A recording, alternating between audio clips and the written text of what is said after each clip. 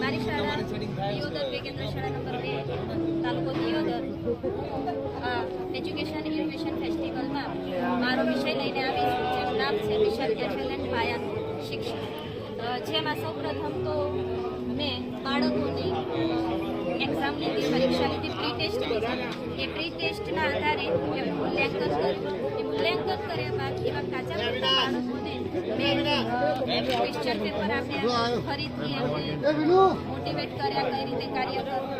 વિવિધ ક્વિઝ બનાવી, જેમ કે મારી એપમાં તમે જોઈ શકો છો કે સમાનાર્થી શબ્દોની એક ક્વિઝ બનાવેલી છે, જેમાં ઉપર લખેલું છે કે સરિતા, જેનો જવાબ બાળક જાતે શોધશે।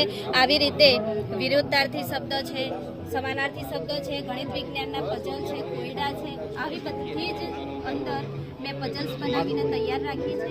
આ પઝલ્સ દરમિયાન મેં TLMનું પણ નિર્માણ કર્યું છે। તમે ફોટોગ્રાફમાં જોઈ શકો છો એ રીતે કે જો બાળકો પ્રશ્ન પેપર લખી રહ્યા છે, એ પોતે બ્લેકબોર્ડ અથવા સ્માર્ટબોર્ડનો ઉપયોગ કરી અને પોતે એના જવાબો આપે છે। જેવા એમણે TLM નિર્માણ પણ એ જાતે કરી ચૂક્યા છે। એમણે FLNની નોટબુક પણ બનાવી છે, જેમાં વિવિધ પ્રકારે એમના રોજિંદા કાર્ય મેં કર્યા છે કે તમે જે જોઈ શકો છો કે એમને રોજે રોજનું મેં કાર્ય આ નોટબુકના માધ્યમથી કરેલું છે। અને આ FLNના તમે પેપર પણ જોઈ શકો છો કે જેની અંદર આ રીતે ગુજરાતી વિષયના, ગણિત વિષયના વિવિધ પેપરો મેં નિર્માણ કરેલા છે।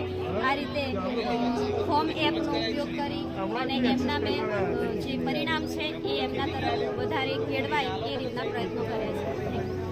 શકો છો કે આ આખા ઘડિયાનો એક ચાર્ટ છે, જેમાં માનો કે બાળકને 4નો ઘડિયો આપવામાં આવ્યો હોય અને અહીંયા જો એવું પૂછવામાં આવ્યું હોય કે 4 અને 6 કેટલા થાય 6, તો 4 6 તો અહીંયા જવાબ તમને મળી જશે 24।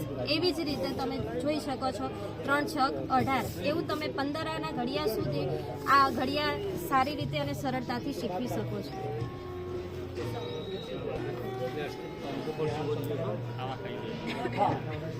કઈ રીતે શું છે